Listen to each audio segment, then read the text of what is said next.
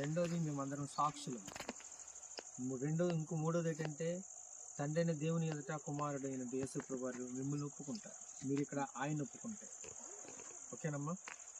కనుక ఒప్పుకోవాలనేది చాలా ఎసెన్షియల్. అంటే మీరు ఎవరికి భయపడటం లేదు, ప్రభుత్వానికి కానీ వ్యతిరేకులకు కానీ ఎవరికి భయపడలేదు, మీరు ఆయన రాజుగా ఒప్పుకుంటున్నట్లే.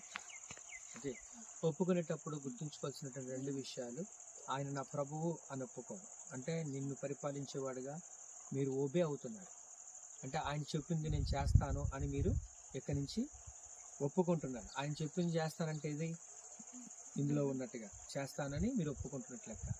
2, ఆయన దైవత్వాన్ని ఒప్పుకుంటున్నారు. మీరు యేసు దేవుని కుమారుడు అని ఒప్పుకోవడం అంటే అర్థం ఏంటంటే తండ్రితో ఆయన సమానుడు అని ఒప్పుకుంటున్నారు.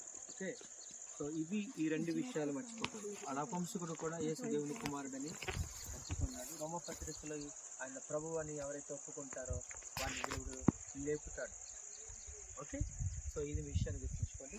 ఇప్పుడు సహోదరి ఒప్పుకుంటుంది యేసు, నేను చెప్పండి యేసు దేవుని కుమారుడని, ఆయన నా ప్రభువు అని ఒప్పుకొనుచున్నాను. అమ్మ విన్నారా మీరందరూ?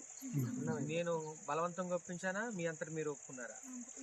ఓకే, మీరు ఒప్పుకోలను బట్టి తండ్రి యొక్కయు కుమారుని యొక్కయు పరిశుద్ధాత్మ యొక్క నామంలోనికి ఇప్పుడు సహోదరులు మీకు బాప్తిసం ఇవ్వబోతున్నారు. ఓకే, సరే.